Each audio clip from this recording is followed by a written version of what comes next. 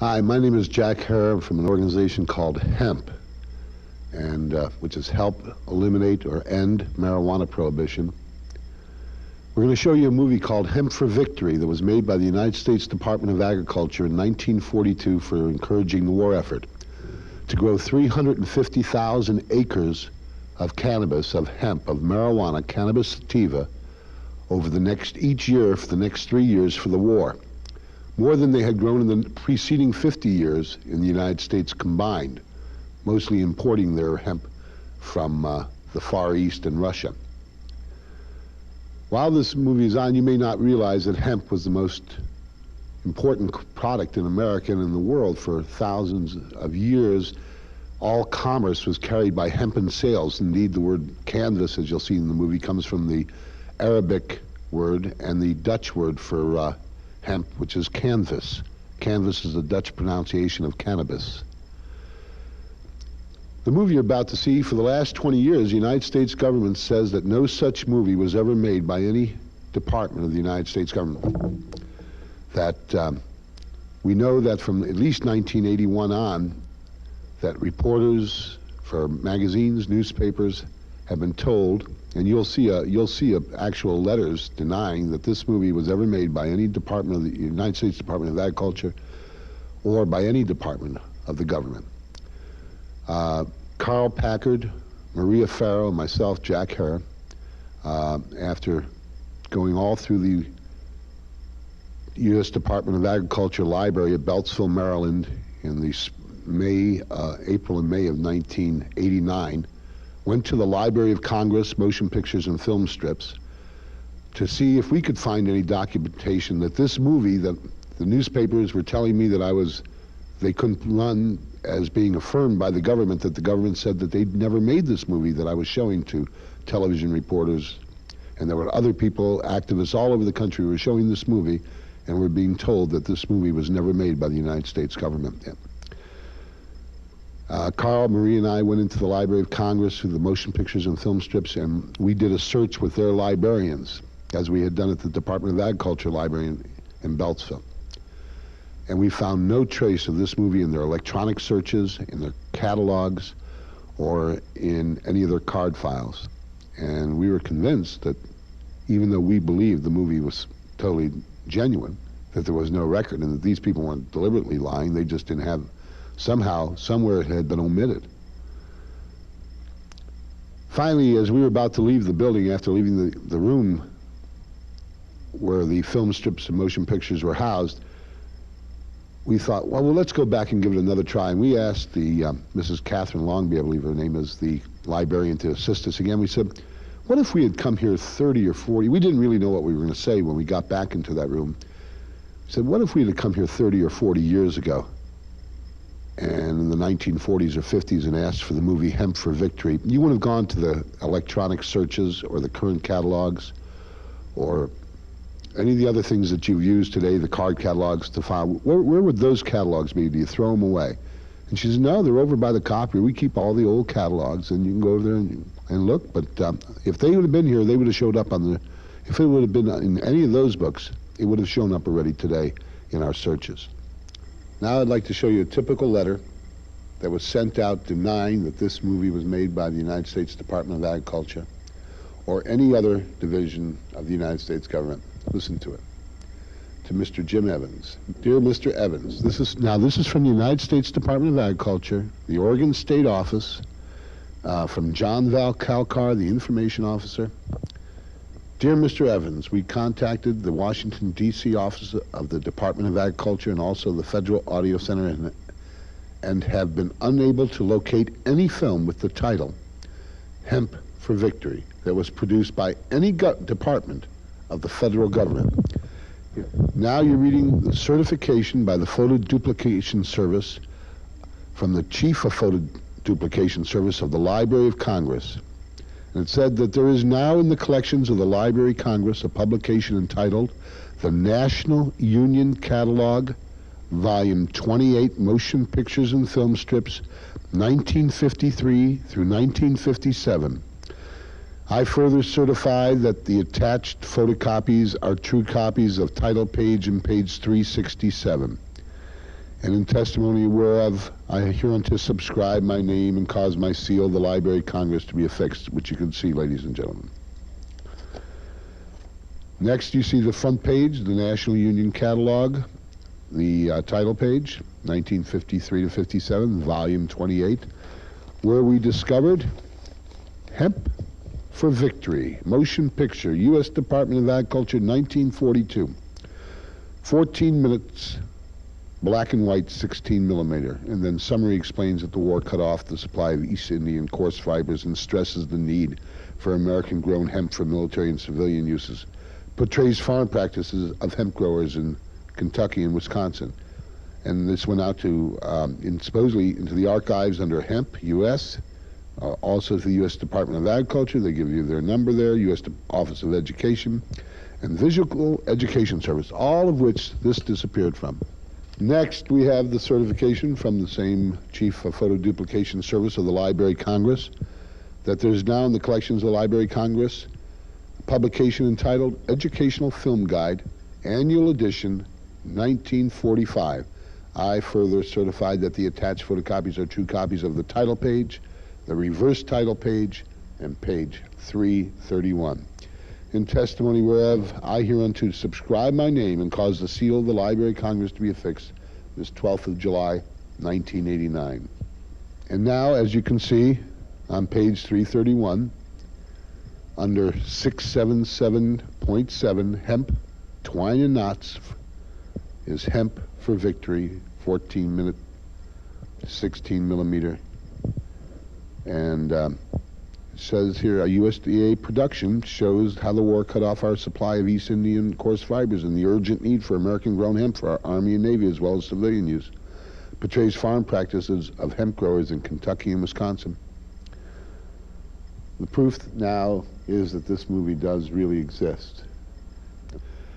Now, the government for years have been telling all of our media that this movie didn't exist, and all of our activists were being impugned on their integrity. We think, let the movie speak for itself. Please watch all 14 minutes of this film, because every bit of it is memorable. Right up to when you see the parachute webbing that George Bush jumped out of over the Pacific with was made out of marijuana that saved the poor boy's life.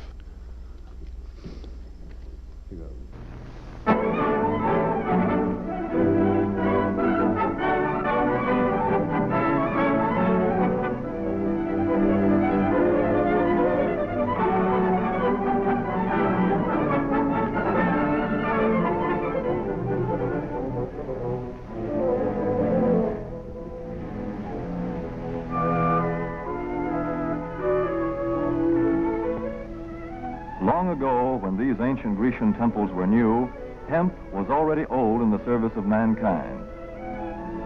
For thousands of years even then, this plant had been grown for cordage and coarse cloth in China and elsewhere in the East. For centuries prior to about 1850, all the ships that sailed the western seas were rigged with hempen rope and sails.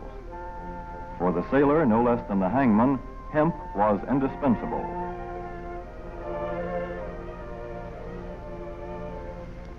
A 44-gun frigate, like our cherished old Ironsides, took over 60 tons of hemp for rigging. Including an anchor cable 25 inches in circumference.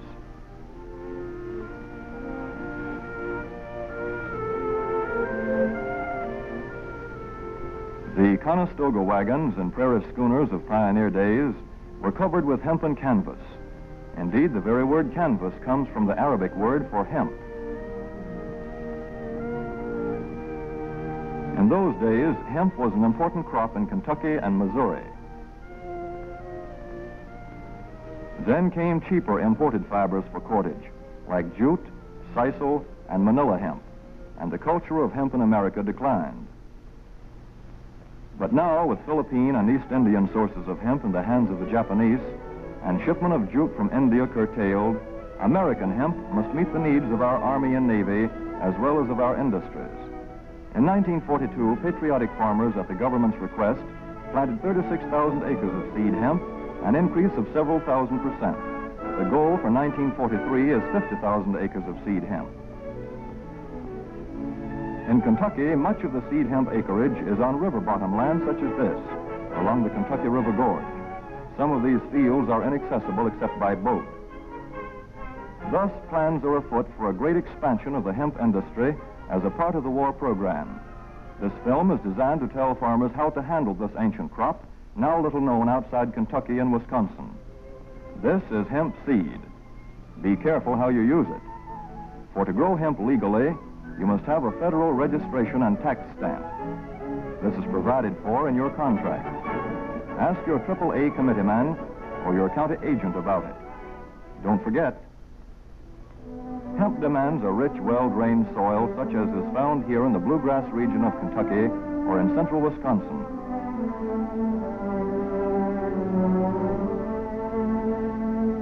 It must be loose and rich in organic matter. Poor soils won't do.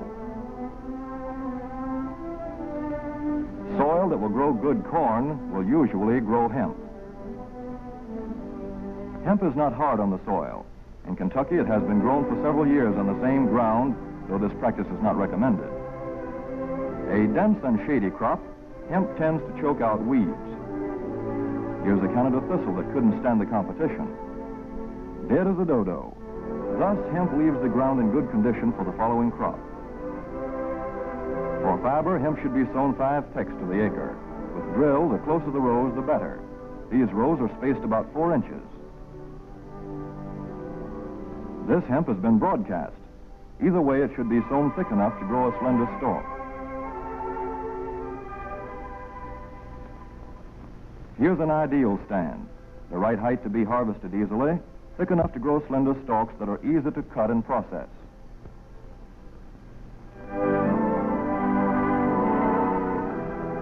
Stalks like these here on the left, they yield the most fiber and the best. Those on the right are too coarse and woody. For seed, hemp is planted in hills like corn, sometimes by hand.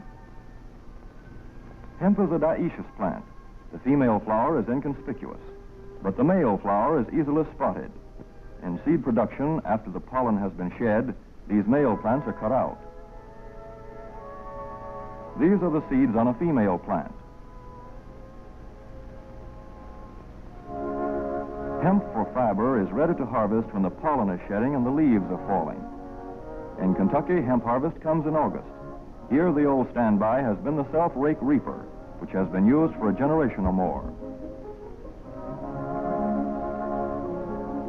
Hemp grows so luxuriantly in Kentucky that harvesting is sometimes difficult, which may account for the popularity of the self-rake with its lateral stroke.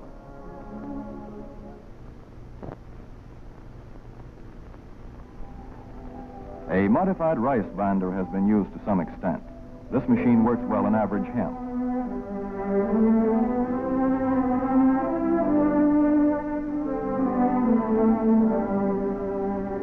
Recently, the improved hemp harvester, used for many years in Wisconsin, has been introduced in Kentucky.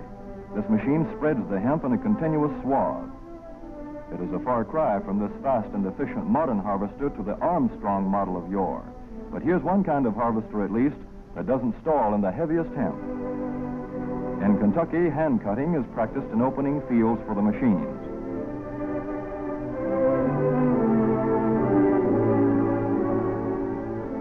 In Kentucky, hemp is shucked as soon as safe after cutting, to be spread out for retting later in the fall.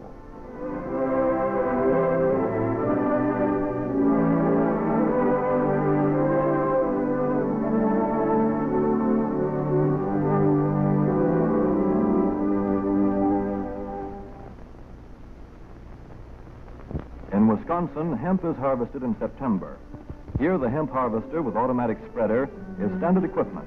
Note how smoothly the rotating apron lays the swaths preparatory to retting.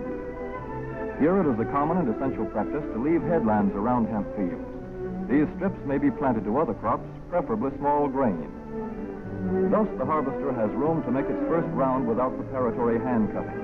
Here the machine is running over corn stubble.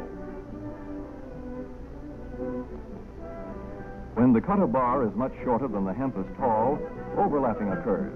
Not so good for retting. The standard cut is 8 to 9 feet. The length of time hemp is left on the ground to rest depends on the weather. The swaths must be turned to get a uniform rest.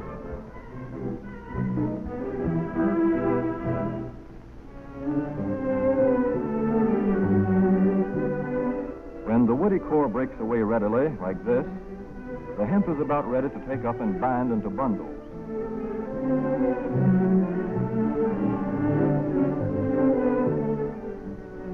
Well-retted hemp is light to dark gray. The fiber tends to pull away from the stalk. The presence of stalks in the bowstring stage indicates that retting is well underway.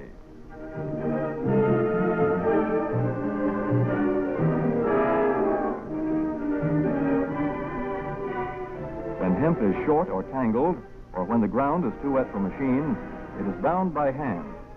A wooden buck is used. Twine will do for tying, but the hemp itself makes a good band.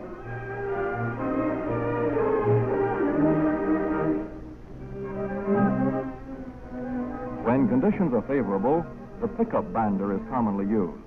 The swath should lie smooth and even with stalks parallel. The picker won't work well in tangled hemp.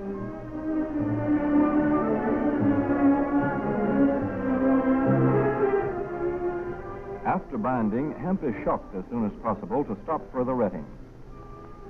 In 1942, 14,000 acres of fiber hemp were harvested in the United States. The goal for 1943 is 300,000 acres. Thus, hemp, cannabis sativa, the old standby cordage fiber, is staging a strong comeback. This is Kentucky hemp going into the dryer of a mill at Versailles.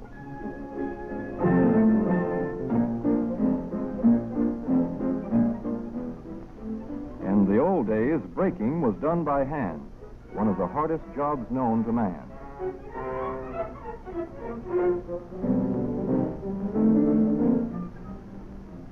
Now the power breaker makes quick work of it.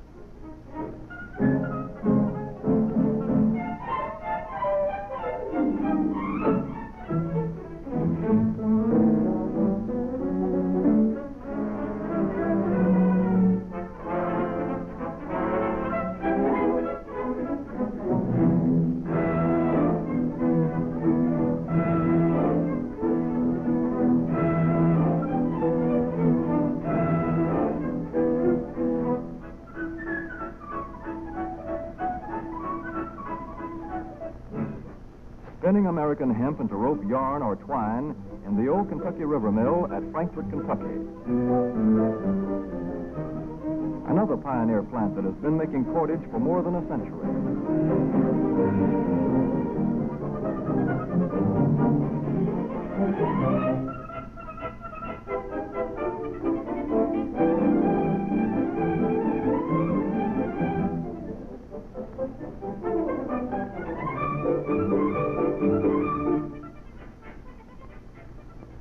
All such plants will presently be turning out products spun from American-grown hemp. Twine of various kinds for tying, winding armatures, and upholsterers' work. Rope for marine rigging and towing, for hay forks, derricks, and heavy-duty tackle. Light-duty fire hose. Thread for shoes for millions of American soldiers. And parachute webbing for our paratroopers.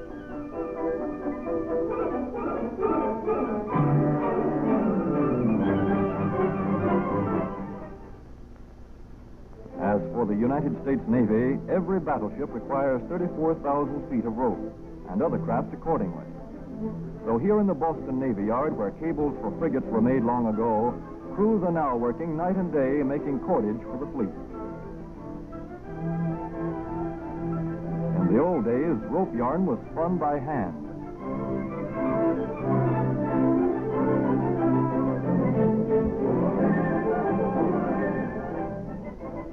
Today, even the rope walk is mechanized. 160 fathoms to go.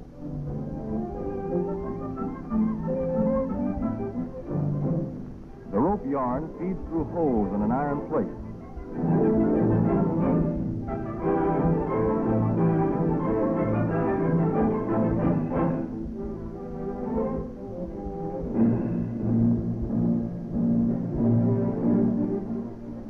is Manila hemp from the Navy's rapidly dwindling reserve.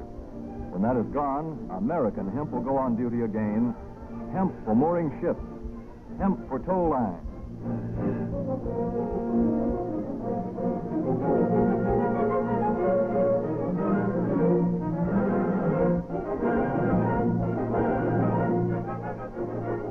Hemp for tackle and gear. Hemp for countless naval uses, both on ship and shore. Just as in the days when old Ironside sailed the seas victorious, with her hempen shrouds and hempen sails.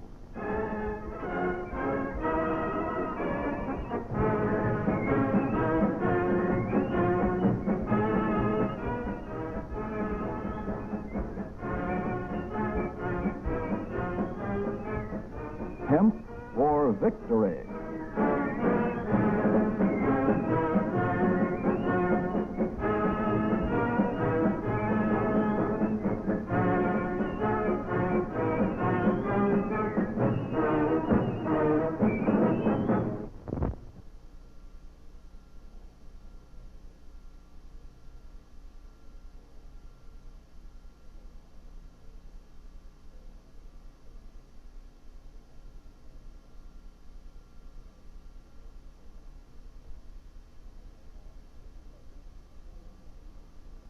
I've received a letter of vital importance from a member of the Narcotics Bureau.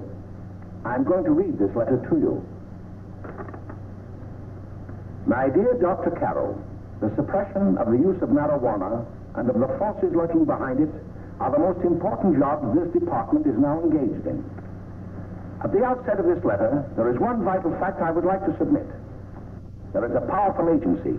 I speak of the school parent associations of this country, which can be invaluable in stamping out this scourge. Their help, their eternal vigilance, could be the deciding factor in our fight against it. The weed marijuana is grown in every state in the Union.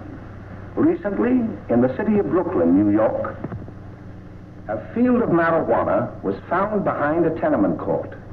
The weed was here being cultivated, regularly stripped and dried and sold in schools and at government army posts in and around New York. The dried leaves and berries are ground up and made into cigarettes by a simple hand machine. The deadly narcotic is thus quickly and easily prepared for its market. The sale of marijuana is even more difficult to detect and halt than the traffic in drugs such as opium, morphine, and heroin. They are hidden in fake jewelry cases, in the heels of shoes, women's shoes especially, because the drugs can be secreted in false heels. Hollowed shaving brushes are another medium. Books with false centers are often used. Watch cases are convenient hiding places. The value of drugs thus seized is enormous. Recently, a huge supply of heroin was taken. It was concealed in an apparently harmless shipment of 35 barrels of olive oil. The deadly drug was burned in the incinerator of the Bureau of Engraving and Printing. And more vicious, more deadly, even than these soul-destroying drugs, is the menace of marijuana. No doubt many of you do not believe that these things do happen, but they cannot happen to you. You may also believe that the facts have been exaggerated. Let me tell you what's... The Library of Congress themselves has accepted these movies, or has recommended acceptance, as you can see in the letter, from the Assistant Chief of the MBRS Division, Gift of Video Cassettes. His name is Paul C. Spear, S-P-E-H-R. And he says 2 half-inch video cassettes were brought to the MBRS Division on Friday, May 19th, 1989. Their bearer, Jack Herr, Hemp PAC, California Marijuana Initiative, Van Nuys, California, of the Help Eliminate Marijuana Prohibition, Hemp PAC Political Action Committee, wishes to donate the tapes to the library's collections. He spoke with Mrs. Catherine Longney. The tapes are duplicate. Each contains the following: Hemp for Victory, produced in 1942 by the United States Department of Agriculture, 14 minutes, and Reefer Madness excerpts, produced in 1936, originally 16 7 minutes, but this material is excerpts only.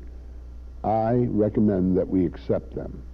And that's from Paul C. Spear, Assistant Chief of that gift division of the motion pictures and film strips.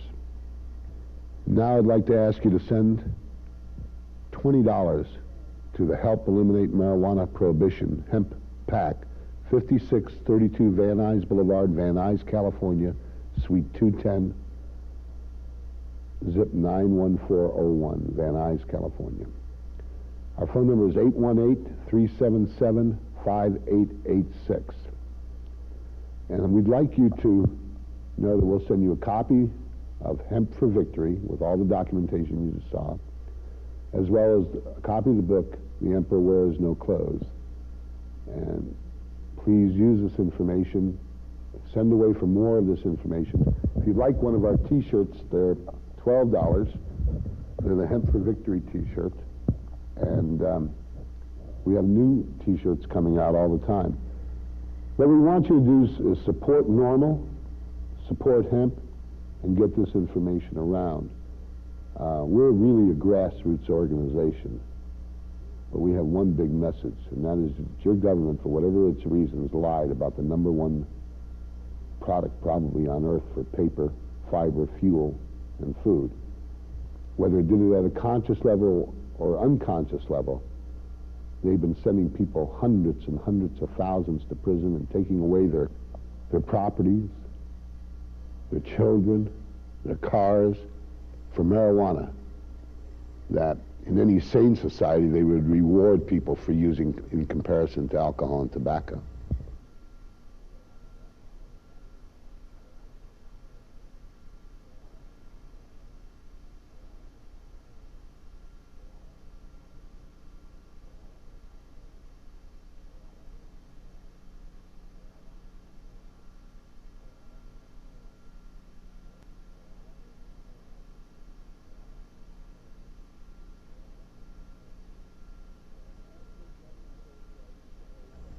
The national drug control strategy proposed by President Bush and drug czar Bennett isn't worth the environmentally disastrous and unnecessary sulfuric acid and dioxin-laced wood pulp processed paper which it is printed on.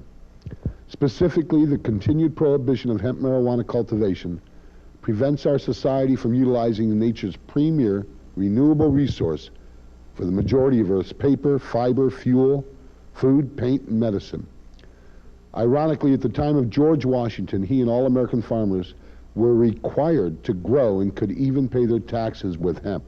Why? Because hemp was used for the majority of colonial Americas in the world's paper, clothing, towels, diapers, lace, sails, canvas, Dutch pronunciation of cannabis, rope, paint, varnish, lighting oil, and more.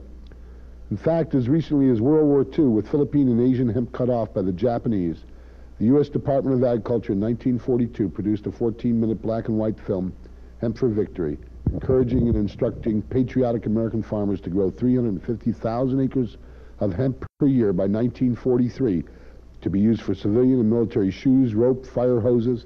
Even the parachute webbing that George Bush held onto when he bailed out over the Pacific was made from cannabis hemp. Hemp uses the sun more efficiently than virtually any other plant on our planet.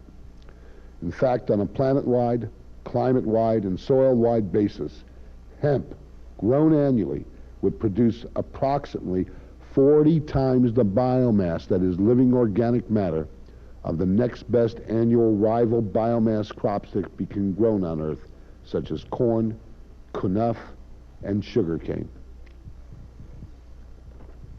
Today, we have the ability and the mechanized technology to use hemp biomass and other biomasses for energy farming and produce all of the clean, renewable fuel we would need for all of our cars, homes, and industry with a net reduction of carbon dioxide.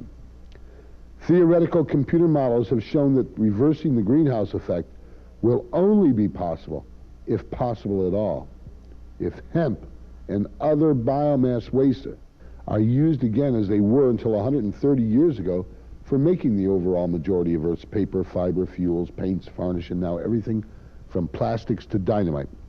As for marijuana,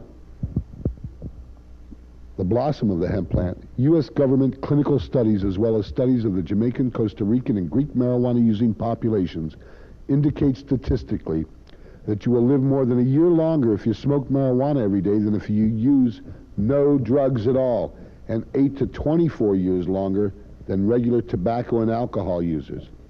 In 1987, U.S. government statistics reported 395,000 Americans died from tobacco. 87% of all lung cancer cases were caused by tobacco use. Also, the National Institute of Drug Abuse, that's NIDA, reports 125,000 Americans died in 1987 from alcohol use. That same agency and the Surgeon General's mortality statistics report zero, Z-E-R-O deaths ever due to marijuana. And as of October 1988, no case of lung cancer has ever been attributed solely to marijuana use. Therefore, we at Hemp are seeking a marijuana hemp armistice. That is an immediate nationwide moratorium on the personal, medical, and industrial suppression of hemp, and for the President and Congress to immediately appoint a hemp advisory commission to oversee and expedite reintroduction of hemp to American agriculture, business, and medicine.